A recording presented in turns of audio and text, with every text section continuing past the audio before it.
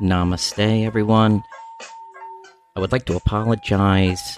I know episode 7, I did not namaste to start the episode. I was in a rush, and I definitely went overboard on the music. This week, I'm going to try to easy does it on the music. I want to start off with a subject I called Leading Humanity, the American Black Woman. Now, as a researcher, qualitative research, something called narrative inquiry. It's an essential tool for researchers to understand complex, diverse, and unintegrated concepts that exist in society. It is an approach that is particularly important when it comes to studying social and behavioral trends. It is interview focused, qualitative, quality, interview focused. Now, qualitative methods are needed to keep up with the rapid changes in our family systems, driven by the pursuit of freedom, justice, and equality. Descriptive narratives are particularly valuable as they allow us to delve into the historical context without being limited by gender or racial biases, and to connect with empathy and compassion. It allows researchers to gather real-time information from those voices that aren't heard, those individuals judged by statistics. For example, when examining the topic of single-parent households, it is important to recognize that this social condition was largely imposed on African American women who faced a slow and difficult struggle for equality due to historical factors such as slavery, oppression, and lack of trust and support. I derived this from Eden 2000, Hill 2006, and Tak et al. 2014. Until the Civil War, Black women had to be wives and mothers for multiple families, immediate families, slave families, and white families. Until the Civil War, Black women had to be wives and mothers, and that includes white families. After the war, American Black women found meager employment opportunities as mammies or nannies, raising white children, and were still treated horribly. While it is a myth that these nannies loved and treated these children better than their biological children, employment, even by ignorant white families, did not mean they weren't loving and caring and connecting with these children. Wallace and O'Neill from 2019. These narratives specific to the American Black woman's journey prove a uniqueness and resiliency unmatched by the rest of Americans. The leading involved father tends to be a makeup of the man, a part of his character traits, and probably vice versa, with minimum involvement with non or multiple partners. Globalization and its social superstructures, economies, social classes, and corporate media propaganda will always manipulate the potential for humanity's harmonious chase for restoration. Money and power will always enable prevention science programs to be re-evaluated, adapted, and upscaled. Technology makes narrative inquiry more efficient and precise, hopefully saving lives and resources and expediting humanity's evolution. For example, imagine how capable sailing the seas are today compared to 500 years ago. The speed at which narrative inquiry can be conducted, assessed, and deciphered could open new ways by which future generations establish extra-galactic social conditions. We can know how it feels to be a Black woman in society. We can interview. We know how it feels to be a good Black father in society. That's an area of research that there's so many gaps and limitations because there's not enough. There's not enough research. Black fathers are good fathers. There are single Black fathers that are great. Black women are great mothers. However, quantitative data, statistical data, can leave us judging. The time is now for a black female president. Technically, the time was decades ago, but the time is now. I'm going to move on to the family today is going to be our main subject, the family. But we're going to look at family theory. Now, there's assumptions, and we'll get into the 4 family theory assumptions, but take a moment and try to imagine here. As the individual is conceived, born, and grows, so does the family concept. And so essentially, families are individual entities themselves, moving, molding like neuroplasticity in the brain. Each spirit, and this is prior to conception, before coming to earth, each spirit was waiting in line to see the show tonight. I'm lying. But seriously, each spirit was waiting in line at the conception depot. Once the number was called, in the blink of an eye, with a universal explosion like the Big Bang, there is a heartbeat. And this usually occurs between weeks 6 and 7 of the first trimester. In the hopes that all factors remained aligned, the human is born healthy and named. And that spirit is now a person. A person has officially entered a family of humanity. The family of humanity. Unfortunately, or fortunately, depending on one's acceptance of this reality and this life experience, humanity has functioned as or within a civil war. Continent pitted against continent. Country versus country. Rich squashing the poor. Men oppressing women. Miscommunication has left religion compartmentalized, separating the beliefs of billions, with neither side willing to accept the other. Physical characteristics like skin color and features, height, weight, hair, and specific physical and mental capabilities are all labeled lines in the sand. And so what began as an infinite nebula of spirits waiting in line to see at the conception depot has become a luck of the draw lottery ticket. Maybe you were born into the white and wealthy Christian category, or the tan brown middle class Buddhist category, or God forbid, you are a poor Hindu woman. I'm going to go on a rant. So finding the exact rape figures in any country is difficult because victims will usually not report the crimes.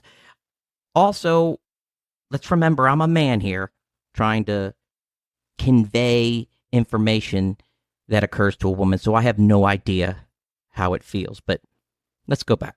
Finding the exact rape figures in any country is difficult because victims will usually not report the crimes. In fact, rape and crimes against women in India are so prevalent that I'm not even going to cite sources in the specific figures. Just put it this way, and this is a soft, rough estimate, but since 2013, there have been at least 30,000 rapes reported per year, which looks more like a woman is raped than reports the rape about every 15 minutes in India.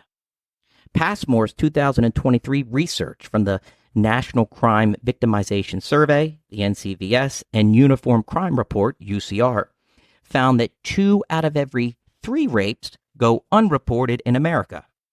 While in India, these figures are probably quadrupled, we will add the 2 out of 3 theory of unreported to the 30,000 per year. And so every 5 minutes or 300 seconds, a woman is raped in India. In fact, based on Professor P's math, a woman was probably just raped in India since the start of the show. My little rant is far from over, but it's over for now. But is it? I fall under the white and wealthy and choose whatever religion God allows my little spoiled self to seek. So it is easy for my gratitude to speak. Frustrating, too, is that I'm learning that subjective experience, my own experience, right? Subjective. Or, well, I have seen this, or I have done that. only holds value for me. Just because I have experienced something doesn't mean it bodes well for the Inuit population north of Alaska. In fact, my privilege of getting to choose double soft toilet paper made with the feathers of angels suggests that maybe I should be the listener rather than the sharer. I'm pretty sure that helpless woman getting raped or that was raped in India just a few minutes ago has far more to offer me spiritually than the hope or belief of an eternal afterlife in bliss, because deep down I am spoiled, and deep down I believe I deserve it, or deep down I'm scared and so I need something. I do think it is practical, though, to believe in God. I would rather physically die and have believed in God than not to have believed in God at all. What I don't think is practical is the separation of God and the categories of religion. However, it's obvious I'm still very immature mentally, emotionally, and spiritually, so there is that. Now that O.J. Simpson, the O.J. that did not slaughter Ronald and Nicole, that O.J., is meeting his maker, can't we all get along? Can't we be a happy family of humanity? It would not make the wealthy rich, but the family. So experts Allen and Henderson, 2017, agreed that there are four main assumptions, underlying themes across all family theoretical approaches. They are the following. Developmental assumption is where the individual is born into the family, tribe, or foster care system, and each person's immediate connection to the other will directly or indirectly influence the other. The developmental assumption in families is cyclical. It's a cycle. And through the life cycle is chronological. That means it goes 1, 2, 3, and linear down the line. From birth to death, family roles and relationships become brand new for each member at each stage, maybe even each moment. We're developing new people. Number 2, the diversity assumption, which works well with developmental. It's families are and have evolving as social constructs and ideals change. Freedom, celebrating individualism, and equality allowed the family unit to express itself beyond oppressive conditions. For example, same-race families, mixed-race families, same-sex families, childless, extended, intergenerational, different religious beliefs, and binational families. Or as Trask, 2011, refers, the transnational mothering, in which mothers migrate for work to provide for the family. 3, the systematic assumption, diversity, equality, community, and technology, paving the way for blood-related and unrelated family members to efficiently remain connected or interrelated. This is Trask and Allen and Henderson. The family is a system by which all members involved are somehow affected by specific events, depending on where one's life is connected. In Allen and Henderson's 2017 communication process and composition structure. For example, if you've listened or if you know me, Professor P, my entire immediate family is gone, right? They have passed away years back. And so my wife's mother and father and their families were essentially affected. And I'm blessed to say that they adapted and loved and for my well-being's sake. Depending on connectivity and capability, the family system affects specific members differently, depending on their roles and relationships. However, all that is connected feel the effect. How that member copes or reacts is directly linked to the developmental and diversity assumptions. And number 4, the processual assumption. Processual. The processual assumption is that families will survive. Families are resilient, diverse systems continuously metamorphosing and developing across the lifespan. Families are dynamic, especially in how our systems communicate, creating different environments. Communication, acceptance, forgiveness, love, and change make the processual assumption look different for each family, depending on cultural views and individual family environments. McLeod and Chaffee's family communication patterns remains one of the leading theoretical frameworks used to study family communication styles and beliefs. Ritchie, Conner, and Fitzpatrick described the family communication environment as one involving norms of control and supportive and harmonious messages. This process is met by family member roles, parents, older siblings, or leaders, exercising authority and encouraging conversation based on the family communication patterns. Fitzpatrick and Conner. Allen and Henderson's family assumptions theory takes family communication patterns theory into account with an in-depth look into those family member roles by analyzing individual life development and diversity of individuals, creating a unique family system. So one assumption I hold on the family assumptions, I'm an assumer. Get in the assumer. One assumption I hold to be true about families is that diversity is normative. The four assumptions of family theory will always require further research, and mixed methods are most practical. More qualitative insight into diversity, gender, and individual development across the lifespan will strengthen meta-analysis. That's a bunch of literature. That's a literature review that will analyze a bunch of research. I hope for more variety in each family's actual individual makeup, religion, the geography, and aging. The term dysfunctionality belongs to the family concept of balance. Less is more and more is less. Humans are humans. I need support in family to survive. This can look different from the isolated and lonely orphan to the family matriarch approaching 100 years old as 5 generations of kin show up for the yearly summer bash. Family is connectivity and trust, traits that can be blurred to the developing infant early in life and the aging adult later in life.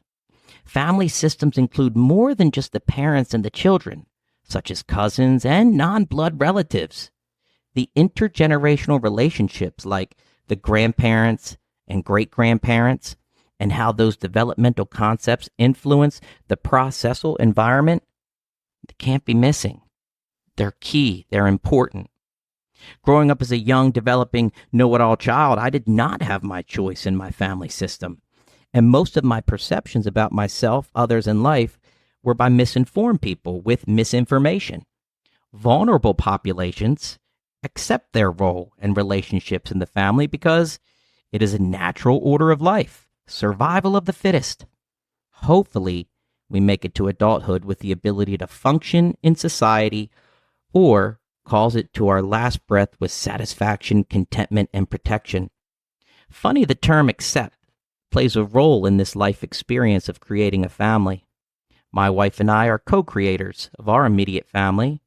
My son's personality, physical traits, and intelligence are more tied to those family members who have come and gone rather than directly from my wife and I. Do I still worry that children may bully? Yes, children bully children. I still have deep fears about social conditions regarding gender, sexuality, and race. They're ingrained. Still, just like the central family system of humanity, it's not all about me, and family is dynamic. Family allows humans to evolve. War and earthquakes are relative. Family and human survival are too relative. The redwood tree system reminds me of families.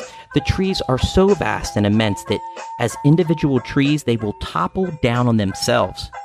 The roots of each tree hold redwood tree systems together. Essentially, the system is all one big root. This interdependence of the family system to function as one whole aligns with family holism, where all system members are concurrently developing, adapting, and regenerating as one entity. Van Ryzen et al., 2016. Systems need pieces to become whole and to operate, just like trees need roots. Thinking of a family and the functionalist theory, the concepts of evolution and religion come to mind because life would not function without man, woman, child, procreation, and evolving men, women, and children. Family is needed to exist or function socially, especially among other family systems living the world family system of life. Now, we could argue that we are living in a dysfunctional world and that it is one dysfunctional family. Trask, 2011 and 2012 dissemination of the changing family unit in an ever-evolving world is linked to globalization, family policies, and social, cultural, and technology transformations, presenting new theories about demographics, gender roles, and race, ethnic diversity. A term from neoliberal giant business superstructures like the media, world banks, and governments, globalization is the economic market by which the family, especially those families suffering in extreme poverty, are the commodity. That's from Tefeki, 2018. This one world global market is impacting states and countries, moving their responsibility for education, health, and the welfare of individuals away and onto the family. That's Trask, 2019. The perception of family roles and security has been turned upside down from the earliest 20th century to 2023.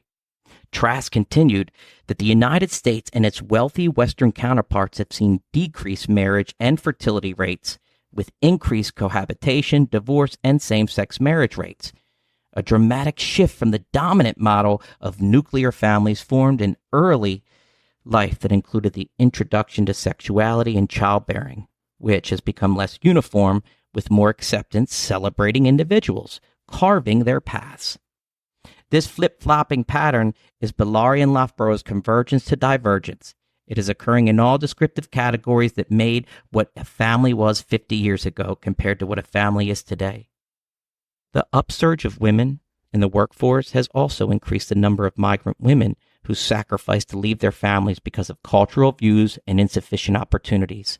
Trask refers to this phenomena as the transnational mother, in which mothers migrate for work so their children and loved ones can receive opportunity. Globalization has pushed families into a new way of life because of the technological phenomena that instantly unite everyone worldwide, connecting an entire earth at the speed of God, God's speed. Technology has bridged all nations and cultures to the present day right now at this moment, and has enabled social movements aimed at eradicating oppression with equity, diversity, and equality. While these social and cultural changes have occurred slowly, not all countries and families are adapting to this westernized global way of living. There remains violent pushback from cultures around the world, especially when it comes to advocating for gender, equality, and accepting open-minded religious beliefs, two critical aspects of the family unit. That's Trask and Tefeki. However, in the last 20 years, families are believing that diversity and gender equality are increasing. However, their views on religion, family time, unity, and values have decreased. I want to thank you for listening today. Take what you can and leave the rest. Soon it will be Chris B and I. That'll be the next interview. That will be the next episode. As always, thanks for namasteing, but nama go.